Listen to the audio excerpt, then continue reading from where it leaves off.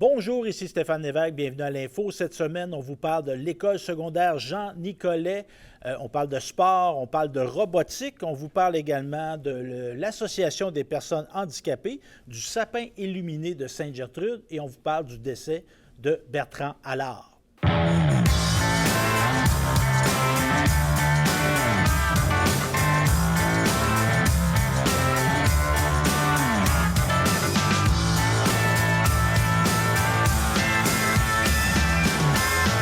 Je suis avec Yannick Hubert, enseignant d'éducation physique à Jean Nicolet. Fait combien d'années tu es arrivé, Yannick? Bien, moi, ça fait 20 ans que j'enseigne l'éducation physique, mais c'est seulement ma 3e année ici à Jean Nicolet. Jean Nicolet, tu as fait un bout à la découverte aussi? Oui, c'est ça, c'est mon art de Un gros bout? Un grand bout. Un grand bout. Puis à la base, toi, tu es un sportif. Tu as joué au hockey sérieusement. Tu as joué à quel niveau? Bien, j'ai joué universitaire, j'ai joué junior majeur, midget 3A, participé à un camp des Nordiques de Québec dans la Ligue nationale.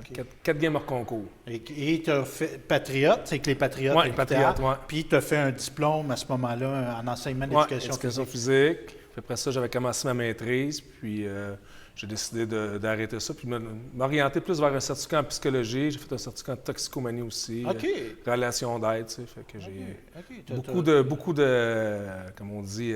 de cordes à ton arc. Exactement. Et tu es un gars qui aime ça apprendre. Tu es en processus. Ouais. Ça, c'est rassurant. Un enseignant qui a dit « Moi, je sais tout », c'est pas une bonne idée. C'est ça. On sait qu'on sait... J'allais dire « On sait qu'on sait rien ». C'est pas vrai. Mais on sait qu'on a toujours à apprendre. On a toujours à apprendre, puis tu sais, en enseignement, les jeunes évoluent. Fait qu'il faut évoluer avec eux autres. C'est plus les mêmes mentalités. Fait que si on reste tanné dans le temps un peu quand j'ai commencé, c'est plus les mêmes jeunes que présentement. Fait qu'au niveau des approches... Les approches, c'est très important. Il y a des sports même qu'on ne soupçonnait pas l'existence qui rentrent. Ouais. Comme ici, école, mais je ne sais pas si tu en fais faire à tes élèves, mais tu sais, fat bike, moi, à 15 ans, je ne savais pas c'était quoi un fat bike. Non, on en fait faire. Tu sais, comme là, moi, j'entraîne le triathlon après l'école. Tu sais, dans mon temps, c'était pas vraiment populaire. Non. Il y a des sports comme le spike ball, le choke ball, tous des sports qui... On innove, exactement. Puis toi, comme élève, c'était quoi ta relation avec le sport? Au secondaire, mettons, étais-tu un élève qui...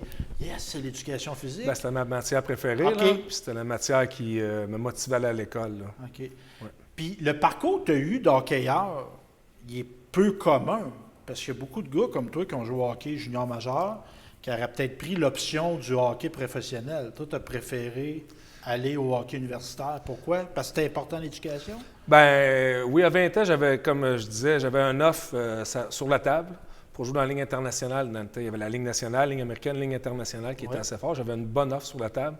Puis j'ai parlé à mon agent, puis à mes parents. Puis, tu sais, je voyais à long terme peut-être que j'avais plus de chance pour faire une carrière dans un métier en faisant l'université qu'y aller pour une vue Ligue nationale. Tu sais, le pourcentage est assez minime.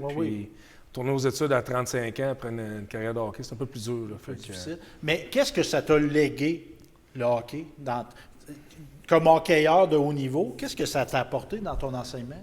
Bien, dans tout, je pense la discipline, le respect. On joue avec des joueurs qui sont tous différents, ils viennent d'un milieu différent, se respectant nous autres malgré nos forces, nos faiblesses. Travailler nos faiblesses pour améliorer les forces du groupe. Tout ça, je pense, c'est surtout la discipline. C'est ça. C'est quand on joue au hockey, on peut jouer pour le fun, là, mais quand on joue au hockey sérieusement... C'est pour un peu plus de discipline. Donc, c'est ça. Et là, enseignant, tu as innové, moi, je trouve. Parce que là, on est, avec tes collègues des autres écoles, on développe du sport, comment on pourrait dire, interscolaire, récréatif? Bien, c'est du sport un peu avec le centre de service de la commission scolaire. J'essaie d'organiser des petites activités plus récréatives. Comme là, on organise une partie de hockey. Puis c'est pas nécessairement quelqu'un qui joue au hockey, mais quelqu'un qui peut aller jouer à patinoire et qui n'a jamais joué dans une ligue organisée. On essaie d'organiser une petite game amicale entre écoles secondaires pour que cet enfant-là, cet élève-là, puisse dire « J'ai déjà joué une petite game organisée avec un arbitre, un entraîneur, sur une glace. » Il y en a qui apprécient ça. C'est sûr qu'on a toujours besoin de ceux qui jouent au hockey autour parce que former une équipe, on n'était pas assez nombreux, mais... Comme je te dirais, il y a peut-être 4-5 élèves qui n'avaient jamais joué dans une ligue organisée, cette partie-là. Bien oui, c'est une belle expérience. Oui, une belle expérience. Puis là, on va essayer d'organiser du volleyball. On va essayer de 3-4 activités par année, puis finir avec un gros tournoi de balle à Saint-Léonard-d'Aston. Ah ouais? Hein? Quand tu me donneras la date, on ira peut-être filmer ça. Ben oui. Hein, Caroline, c'est le fun. Un scoop. On a un scoop. Un scoop, oui. Donc, c'est ça. Puis, tu as amené aussi une délégation au Polycouron. Oui, c'est ça. Polycouron, c'était notre première activité. On est allé au Polycouron avec 8 élèves. Fait qu'on est allé courir là, du monde qui aime ça courir, qui n'ont jamais couru aussi dans une course organisée à part la course d'école. Fait qu'ils sont arrivés là, ils étaient nerveux. Tu sais, la nervosité quand tu vis un événement, là, c'est toujours le fun. Fait que les élèves, ça leur permet de vivre ça. Puis au hockey, comme je te disais tantôt, le gardien, il n'avait jamais gaulé dans une ligue organisée, fait qu'il était stressé, nerveux. Puis c'est le fun pour applaudir, célébrer sa première victoire. Oui, c'est un bel accomplissement. Il est passé, il a canalisé cet énervement-là, puis il a bien réalisé. En quoi c'est important? Parce qu'il y a des gens qui se disent, bon, éducation physique, pourquoi qu'on a ça à l'école? Tu dirais quoi à quelqu'un qui dirait, qu'est-ce que ça fait là d'éducation physique à l'école? Mais comme je disais à mes élèves, si tu veux que le cerveau fonctionne, il faut que le cœur fonctionne. Fait qu'il faut l'entraîner. Puis une fois par semaine, c'est pas beaucoup non plus d'activité physique. Puis ça permet aussi de décompresser. Les jeunes vivent beaucoup d'anxiété aussi, présentement. On est en pleine pandémie, fait qu'il y a beaucoup d'anxiété. Fait que juste aller en éducation physique, bouger, arrêter de penser un peu à toutes les sphères qu'il y a autour de leur vie, là, ça les aide à canaliser. Puis aussi, il y a des choses que tu vas inculquer là. Exemple, de l'importance du réchauffement quand on fait une activité physique. Il faut l'apprendre quelque part. Ouais. Moi, je jouais à 6-7 ans, je ne savais pas. C'était à l'école qu'ils me l'ont montré que c'était important de se réchauffer, entre autres. Tu sais, comme moi, j'enseigne à secondaire 4-5, fait que, mettons, on parle de volleyball. Je ne veux pas nécessairement qu'ils viennent des professionnels ou des Olympiques. Je veux plus tard, il dit, crème, c'était le fun à secondaire 5, à Jean-Nicolette, avec mon enseignant, parce que j'ai eu du plaisir. Fait que plus tard, je vais le reproduire quand il va avoir 35 ans avec des amis. Je vais dire, quand je me rappelle, c'était le fun, je vais y aller jouer. Ou de dire, ah non, j'ai pas aimé ça. Puis je trouve ça intéressant ce que tu dis, comme ton hockey d'initiation, de hockey de récréation, c'est que, tu sais, pour faire des activités physiques, il faut qu'il y ait un sentiment de compétence. Tu sais, si j'arrive, puis il y a une patinoire dans mon village, j'ai 40 ans, puis je ne sais pas patiner, je ne dis pas que c'est trop tard pour apprendre à patiner à 40 ans, mais si tu l'as appris jeune, tu vas avoir un sentiment, comme attraper une balle, comme frapper une balle, comme être capable de jouer au volleyball. Si tu vas au camping, puis il y a une gang qui joue au volleyball, ben, tu vas peut-être y aller. C'est ça. Si tu as vécu des belles expériences au secondaire, puis après, c'est toujours plus facile après ça de s'intégrer dans un groupe quand tu es un peu plus âgé. Merci Yannick. Très intéressant de te jaser comme d'habitude. Comme d'habitude, toi aussi, Stéphane. Merci beaucoup. Bye.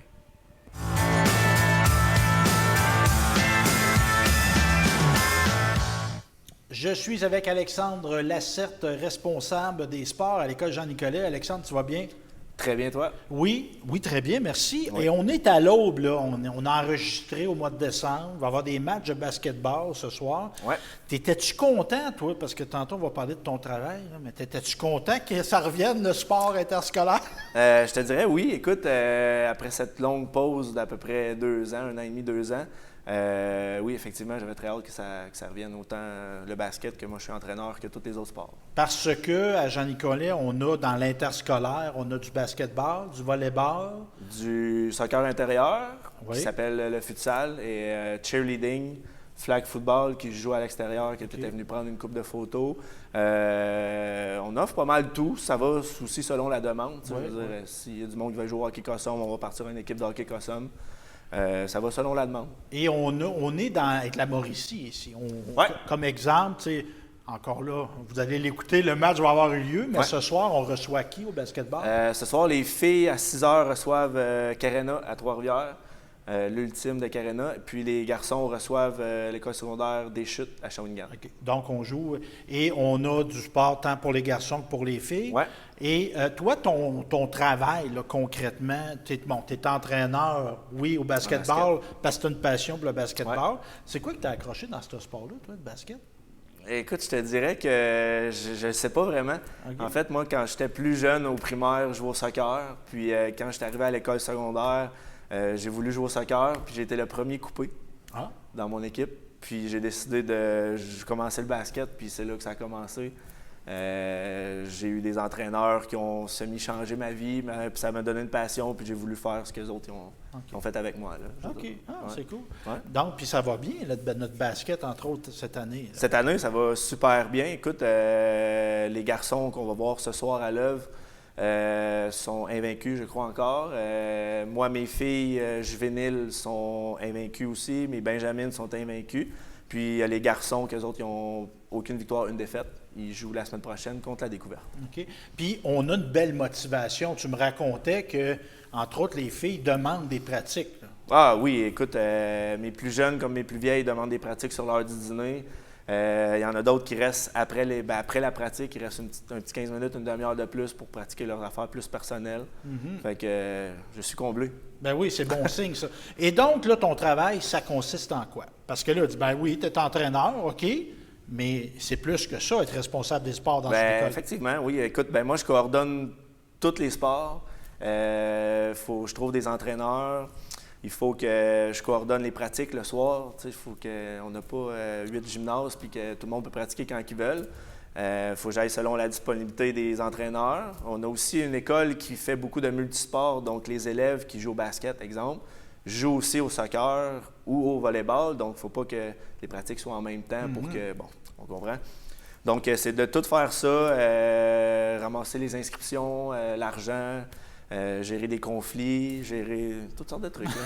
Puis, je vois que tu as un beau polo, des sudistes. Oui, bien écoute... on a des uniformes, des beaux uniformes. J'ai refait faire, moi, c'est ma 4e année cette année, j'ai refait faire les uniformes de toutes les équipes sportives de l'école. Des beaux petits polos de coach, des t-shirts qu'ils peuvent mettre en édu pour représenter le sport qu'ils pratiquent. Donc, oui, j'ai fait beaucoup de changements depuis que je suis arrivé ici. Ben oui, puis moi, je vois qu'il y a une belle fierté parce que je suis ici le vendredi, puis je vois une tradition. Je ne sais pas si c'est obligatoire, mais les athlètes qui représentent l'école mettent leur chandail d'équipe le vendredi. Ben en fait, s'ils ont un tournoi à la fin de semaine, les athlètes mettent leur chandail de volleyball ou de basket. Ou exemple, le basket, ça se joue plus en semaine. Donc, si, exemple, aujourd'hui, on est quel heure? On est jeudi. Jeudi, donc, oui. C'est ça. Aujourd'hui, il y avait du monde qui avait leur uniforme parce qu'il y avait un match de basket ce soir. Ouais. Ouais. Puis on va, moi je vous le dis en passant, les gens qui nous regardent, on va diffuser des matchs. On va diffuser. On est ici, entre autres, pour capter des matchs. Et ça ne sera pas les derniers. Moi, je t'annonce ça, Alexandre. Super. On va filmer du basketball. On va essayer de filmer tous les sports. On a filmé la course de la santé. Ouais. On va essayer de filmer aussi du volleyball. Parce qu'il y a une tradition de volleyball. Nicolas. Oui. Il faut se dire. On a beaucoup d'équipes de volleyball. Ouais. Au total, on a combien d'équipes interscolaires? Je te dirais qu'on a eu une baisse d'inscription. Est-ce que c'est dû à la COVID et tout le tralala? Peut-être. Mais cette année, on a, si je vais vite, là, on a 4 équipes de basket, on a 4 équipes de soccer, puis on a 6 équipes de volleyball, puis on a... le flag est aussi à la fin de l'année. OK. Donc, tu sais, je dis 6, 4, 4, fait 14. On a à peu près une vingtaine d'équipes à l'école. Ah, wow! Ouais. Fait que là, tantôt, tu expliquais ton travail, c'est 20 entraîneurs à chercher à trouver, c'est là. Oui. Ben, des fois, comme toi, t'en coaches ouais, deux. Moi, je coach 2 équipes. Oui, il y a beaucoup de monde qui coach 2 équipes. Heureusement pour moi, parce que je ne viens pas de la Rive-Sud non plus, vraiment. Oh, oui. Fait que c'est difficile pour moi d'avoir des contacts, essayer de trouver du monde de proche. Mais c'est de trouver des entraîneurs, des assistants-entraîneurs, c'est de tout qu'on Puis je vois, entre autres, moi, que toi, tu es assisté au niveau des plus jeunes. Tu as une plus vieille qui est comme ton coach adjoint, mettons. Oui, bien en fait, Sabrina, qui est une fille de secondaire 5, qui m'assiste. Écoute, moi, j'essaie de les accrocher le plus possible, autant pour jouer que pour donner au suivant par la suite. Fait que, tu sais, moi, ça me facilite encore plus la tâche. Ben oui, tu prépares ta relève. Exactement. Ah oui, c'est bon. Puis, si on peut lancer l'invitation, les gens qui regardent l'émission, tu as joué au basketball, tu as joué au volleyball, tu voudrais donner de ton temps, je pense qu'on ne refusera pas d'aide. Non, vraiment pas. Non? Comment qu'on fait pour te contacter, Alexandre? En fait, juste soit venir à l'école, m'envoyer un courriel ou m'appeler appeler à l'école, puis ils vont vous transférer à ma boîte vocale. Ouais. Bien, merci, puis bravo ce que tu fais. On voit que tu aimes ça, Alexandre. Ça fait plaisir. Bien, j'espère. Oui, j'aime ça. Merci. Ça fait plaisir.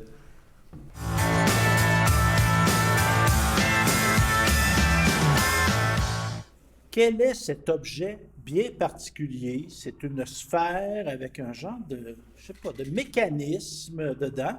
Mais là, je ne savais pas c'était quoi. Donc, j'ai trouvé quelqu'un qui va me l'expliquer. J'étais avec Ismaël Allard-Boucher. Comment ça va, Ismaël? Ça va bien, toi? Oui, très bien, merci. Toi, tu es un élève ici à Jean-Nicolet. Oui. T'es en quel secondaire? Secondaire 1. 1. Puis, tu es inscrit dans le programme ou le volet... Le volet robotique. Robotique. Puis ça, cet objet-là, c'est quoi, ça? Ça s'appelle un sphéro. Un sphéro. Puis, explique-moi à quoi ça sert, ça? Ben, tu peux faire des courses, plein de compétitions. Tu peux le programmer pour qu'il suive un parcours précis. OK. Puis là, récemment, vous avez justement fait une course. Oui. T'as-tu gagné la course, toi?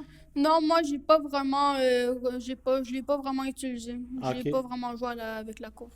Puis quand tu dis programmer, parce qu'évidemment, on peut conduire, mais programmer, c'est que dans le fond, on pourrait lui déterminer un chemin à prendre. Oui. OK. Puis c'est-tu compliqué, programmer ça? Oui, quand même. C'est plus facile de le conduire. OK. Mais quand tu le programmes, ça dépend où la vie. Quand tu le conduis, la vitesse, c'est plus compliqué. Mais si tu le programmes, la vitesse, ça va être bien moins compliqué que le Elle va être reste. stable. Oui. Elle va être stable. Puis avec quoi vous programmez? C'est-tu avec des iPads? Oui, c'est avec des iPads. OK. Y a-tu un logiciel en particulier? Oui, ça s'appelle Sphero Edu. OK. Fait que tu as déjà, fait que tu peux déterminer dans le fond des distances. Ouais. Mais là, exemple, si tu programmes un sphéro, c'est comme ça qu'on dit? Oui. Si tu programmes un sphéro puis il y a un obstacle que tu n'as pas prévu, qu'est-ce que ça va faire? Le Sphero va juste s'arrêter là. OK.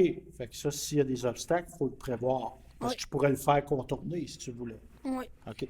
Fait qu'on utilise ça, puis on utilise aussi des drones en robotique. C'est quoi ça, un drone? Ben, un drone, c'est un drone, ça vole. Ça vole? Nous, ici, à l'école, on utilise des drones avec caméra. OK. On était censé faire un petit tournage, sauf que c'est pas tout le monde qui a réussi à trouver une idée en un cours. Là. OK. Fait que là, on va le faire peut-être.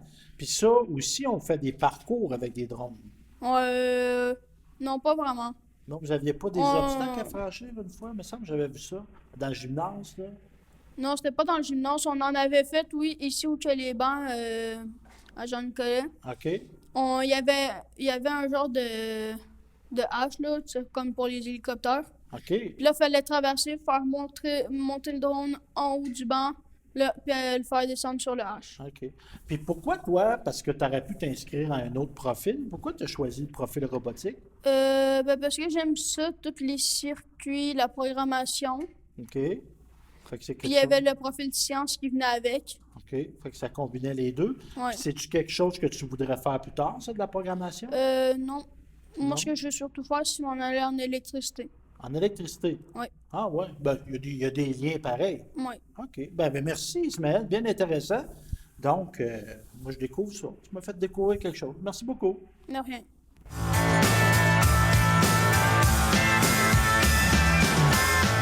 C'est sous le thème « S'engager à bâtir une société plus inclusive où toutes et tous peuvent développer et mettre à profit leurs capacités » que l'Association des personnes handicapées de Nicolette-Yamaska a invité la population à souligner la Journée internationale des handicapés. La directrice générale, Émilie Godin, a déclaré ce qui suit. « Je profite de cette journée pour rappeler aux entreprises et aux municipalités que nous offrons du soutien pour rendre tous les lieux publics accessibles aux personnes ayant un handicap physique. Il est dans notre mission de défendre les droits. C'est dans cette optique que nous poursuivons des activités de sensibilisation et de représentation auprès de différentes instances. Ensemble, il est possible de faire une différence dans la participation sociale des personnes handicapées et pouvoir renforcer leur pouvoir d'agir. Rappelons que la Journée internationale des personnes handicapées a été instaurée par l'Organisation des Nations unies en 1992 afin de promouvoir les droits et les bien-être des personnes handicapées dans toutes les sphères de la société. Elle est soulignée chaque année le 3 décembre.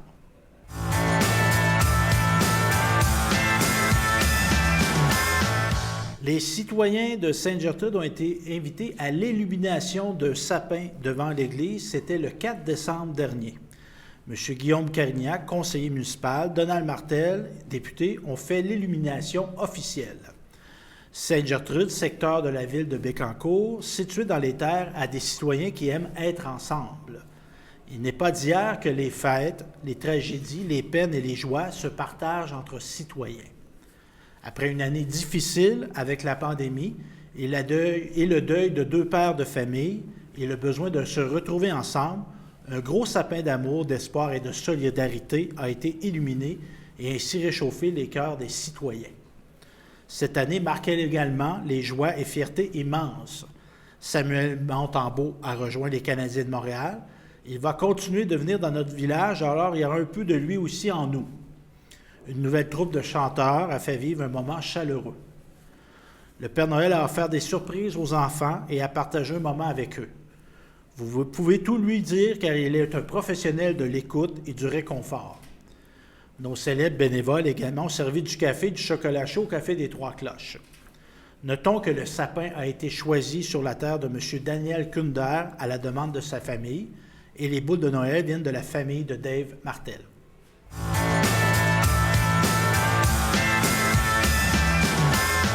Un grand homme du cœur du Québec est disparu. En effet, Bertrand Allard est décédé et ses frères des Chevaliers de Colomb l'ont salué. À Bertrand Allard, notre grand chevalier qui nous a quittés le 22 novembre dernier, nous voulons exprimer notre reconnaissance pour sa générosité et son dévouement tout au long de sa vie active, pour le bénéfice de notre communauté. Avec dignité, les Chevaliers de Colomb ont eu l'honneur de réciter une prière solennelle et de former une haie d'honneur lors de ses funérailles. Nous voulons aussi exprimer notre gratitude et notre sympathie envers son épouse Gisèle Cartier ainsi que toute sa famille. Grand chevalier, tes nombreux accomplissements ne seront pas effacés par le temps. Nous ferons les gardiens de ta mémoire.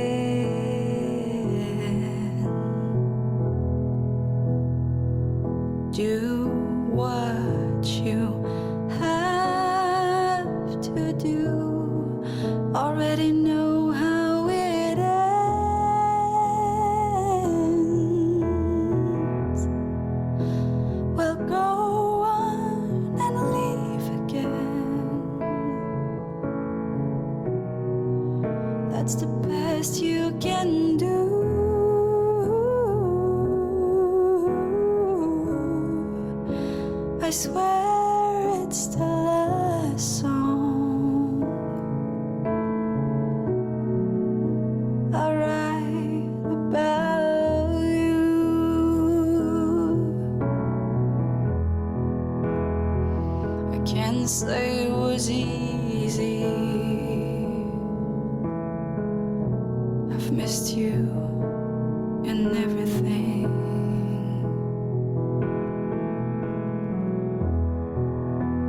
I can't stay on my knees.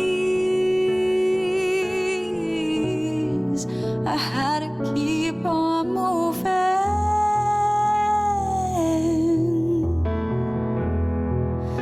We're going to leave again. That's the best you can do.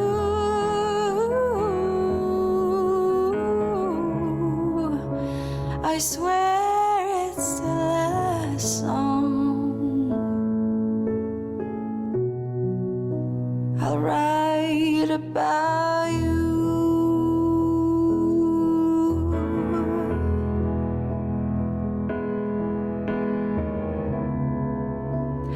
Thanks to you, I know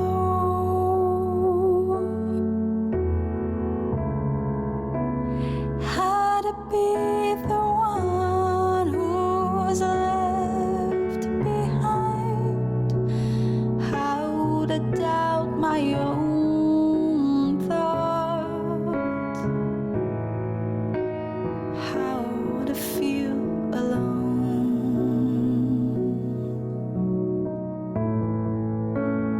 Thanks to you, I know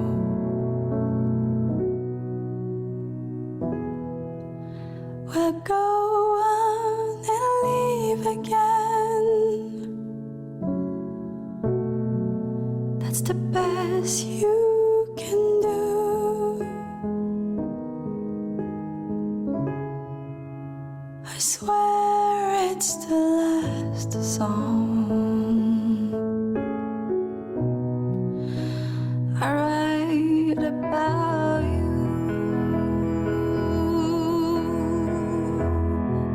We're going to leave again. That's the best you can do.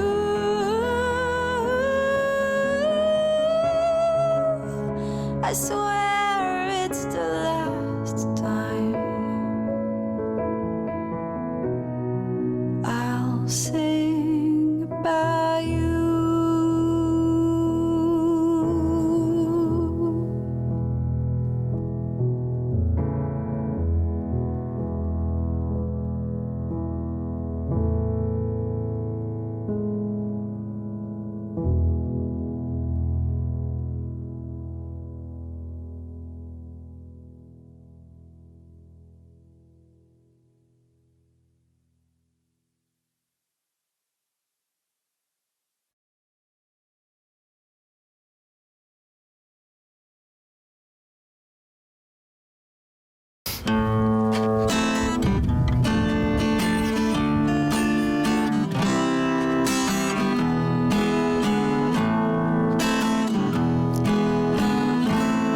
Laissez-moi vous jaser d'une histoire perdue. C'est la honte, c'est la peur, on veut pas en parler.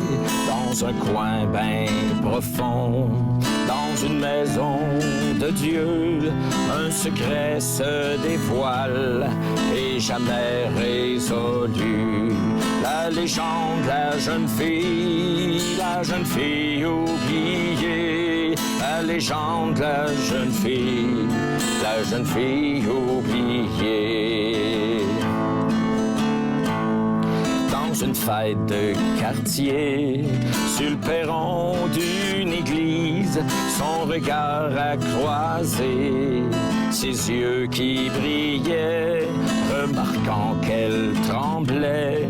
Il lui donne sa crémone et lui dit d'où il vient, et ce moment passait.